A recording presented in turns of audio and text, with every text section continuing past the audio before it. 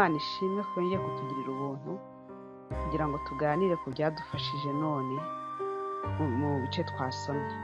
Uyu munsi ku itariki ya 10 z'ukwezi kwa gatatu twasomye igice cya 13 n'igice cya 14 n'igice cya 15 mu gutegekwa kwa kabiri. Dusoma n'igitabo cy'Abagalatiya igice cya mbere. Muri ibi bitabo twasomye none igice cya 13 cyo gutegekwa kwa kabiri nabonye gifitanye isano n'igice cya mbere cy'Abagalatiya twasomye. Mutese gifitanye isano bite? Muri iki gitabo cy'Abagalatiya twasomye ukuntu Pawulo yihanangije Abagalatiya ababwira ko badakwiye gukurikira izindi nyigisho zitari izo bumvise bwa mbere, kuko izo nyigisho zatumaga bava mu buntu bw'Imana. Cyangwa se Pawulo yavuze ngo ntangazwa cyane nuko mwimuye vuba mutyo mukareka ubahamagariye guhabwa ubuntu bwa Kristo mukajya mu bundi butumwa. Aravuga ati nyamara si ubundi butumwa ahubwo ni ikindi. Avuga ukuntu hariho abantu bahagarika imitima, ariko aravuga ati nihagira ubabwiriza ubutumwa butari ubwo twababwirije, ari twe cyangwa ndetse marayika uvuye mu ijuru nawe avumwe. Nihagira umuntu uzana izindi nyigisho zitari izo twababwirije, niyo yaba twebwe ubwacu twahinduka tukazana izindi, niyo yaba ari marayika uvuye mu ijuru, uwo nguwo avumwe. Mu gice cya 13 rero cyo gutegeka kwa kabiri twasomye ukuntu nihagira umuhanuzi, niyo yaba yarahanuye bigasohora, niba yararose bikaba, ariko agakangurira abantu b'Imana gukurikira ukwiriye kwicwa.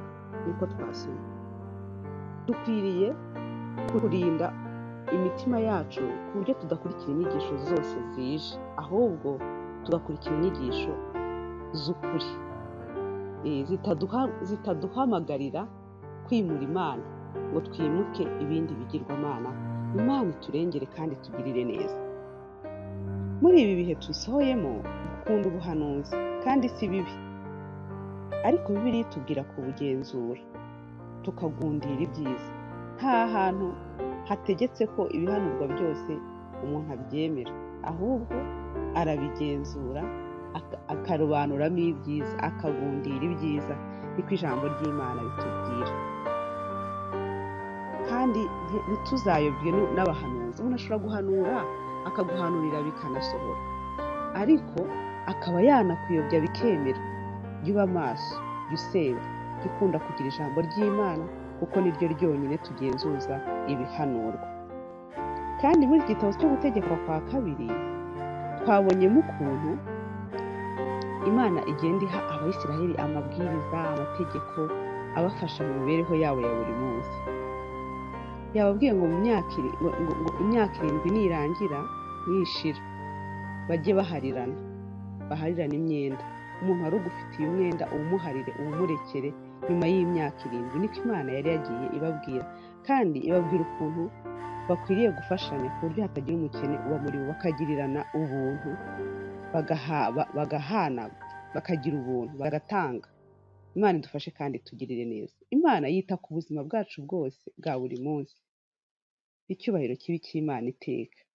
Yita ku buzima bwose, itwigisha kugira ubuntu, itwigisha guharirana imyenda, kugirirana imbabazi. Imana itugirire neza kandi idufashe kugira ngo tube abo Imana ishaka ko tubabo. Kandi Imana yagiye yibutsa Abayisiraheli ko ari ubwoko bwerejwe Uwiteka. Iri ni naryo jambo tuzirikana none riri mu gutegeka kwa kabiri ibice 14 umurongo wa 2. Iravuga ngo kuko uri ubwoko bwerejwe Uwiteka Imana yawe, kandi Uwiteka akagutoraniriza mu mahanga yose yo mu isi nk'ubwoko yironkeye. Imana ishimwe. Natwe turi ubwoko bw'Imana, turi abantu Imana yaronse muri Kristo Yesu kugira ngo dukwize ishimwe yaduhamagaye. Nuko tujye twitwara nk'ubwoko bw'Imana. Ntabwo turi abantu babonetse bose, ahubwo turi abantu Imana yaronse. Dukwiye gukwiza ishimwe yaduhamagaye, tugenda twiyejesha kubaha Imana, twera imbuto zikwiriye abihannye, kandi tukaba umucyo w'isi. Yesu adufashe kandi Umwuka Wera dushoboze mu izina rya Yesu.